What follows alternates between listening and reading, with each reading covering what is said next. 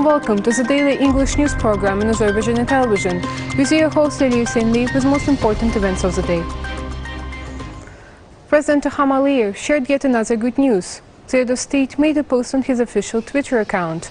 Victorious armed forces of Azerbaijan have liberated Mirək and Kaydar villages of Cəbrayıl, Məşədi İsmailli and Çəfibeyli villages of Zəngilan, Paşarat, Qara Kişilər and Qaracanlı villages of Qubadlı. Long live Azerbaijan's armed forces. Qarabağ is Azerbaijan. President İlham gave an interview to the Italian newspaper La Repubblica. President İlham said that our task is to restore the territorial integrity of Azerbaijan, and we are approaching this task. Speaking about the fact that we have been waiting for the restoration of the territorial integrity for almost 30 years, the head of state stressed that throughout this time, Azerbaijan was seriously committed to the negotiation process. Over the past few years, the leadership of Armenia had constantly provoked us with their statements, deeds and military provocations. President İlham recalled 4 UN Security Council resolutions demanding the immediate, complete and unconditional withdrawal of Armenian troops from our territories, stressed the importance of the neutrality of the mediators, noted with concrete facts that all ceasefire regimes achieved so far were violated by the Armenians. In response to the question, to what extent is the support of official Ankara useful for your activities, President İlham said that from the first hours of the clashes, Turkey had provided only political and moral support to our country, stressed that there are no mercenaries in the Azerbaijani army. On the contrary, there are enough arguments about the participation of foreigners, including some terrorists, on the side of Armenia. He spoke about the historical facts in connection with the resettlement of Armenians to Nagorno-Karabakh ethnic cleansing that Azerbaijan is underwent, noting that thousands of Armenians currently live in various places of our country, mainly in Baku. President İlham stressed that Armenians living in Nagorno-Karabakh can be assured that their safety will be ensured, their financial situation will improve, and they will live better, as today they are under pressure that junta regime in Nagorno-Karabakh. The head of our state, answering the question about the impact of the war on the Azerbaijani-Italian partnership, expressed confidence that this would not affect our relations with Italy and any other country. The information spread by the Armenian side about allegedly destroyed 3 tanks of the Azerbaijan army in the southern sector of the front is completely false. Press service of the Defense Ministry stated that the Azerbaijan army has tactical, fire and territorial superiority over the enemy in the qocaman district of the front. The enemy is forced to spread such groundless news in the media since hostile forces are morally and psychologically depressed. According to another report of the ministry, on November 4th, from 10 a.m., units of the Armenian armed forces were intensively shelling the villages of Aghdam district. Azerbaijan army units are taking retaliatory measures against the enemy firing points.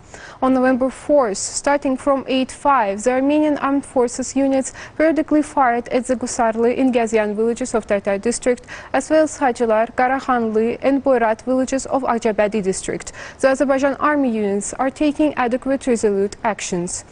During the day on November 3rd and 9th on November 4th, the Armenian armed forces of the positions of the units of Azerbaijan army in different directions of the front and the residential settlements with various small arms, howitzers and mortars, Azerbaijan's defense ministry stated. The Azerbaijani army units continue to destroy enemy military vehicles. On November 3rd in the afternoon, one M55 anti-aircraft gun of the Armenian armed forces that was placed in one of the high grounds in the qocaman direction of the front was destroyed by precise strike. It should be noted that the 20mm 3-gun anti-aircraft weapon manufactured in 1955 and mounted on a light armored multipurpose personnel carrier is designed to hit targets flying at low altitudes and to destroy manpower.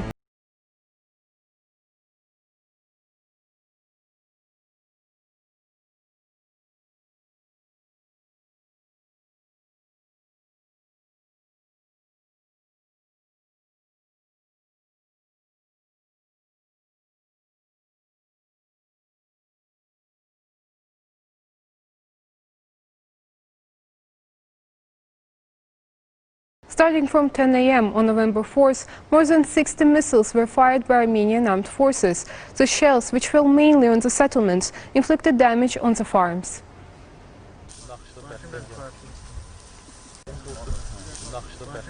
3 metr qazıqlar elə tutarım.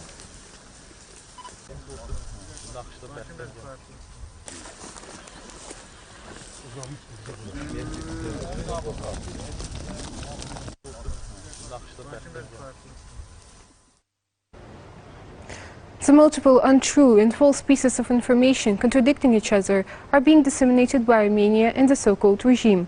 Consequently, no need is left for the interference of the Azerbaijani side to expose such false pieces of information.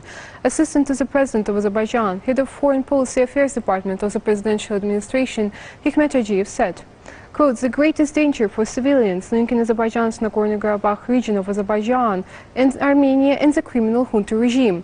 The cases of them committing crimes against civilians and them blaming it on Azerbaijan shouldn't be ruled out. The call on the civilians Armenian population living on the occupied territories be vigilant and to keep aside from the territories where the military operations are going on. All necessary aid and support based on international humanism principles will be provided to the civilians wishing to pass to the territory of the Azerbaijan's border." End of quote. The restoration of territorial integrity is the right of Azerbaijani people. President of Iran, Hassan Rouhani, said during the meeting in the Cabinet of Ministers. He stated they don't want the change of geographical borders. All Azerbaijani territories occupied by Armenia must be liberated and returned to Azerbaijan. Supreme Leader of the Islamic Republic of Iran, Ayatollah Sayyid Ali Khamenei, said in his statement. The war between Azerbaijan and Armenia should be concluded shortly. Azerbaijani lands under occupation must be liberated and returned to Azerbaijan. This is a fundamental requirement. These are Azerbaijani lands and it has the right to liberate its lands. Of course, the safety of Armenians residing in this territory should be ensured. Internationally recognized borders must be respected.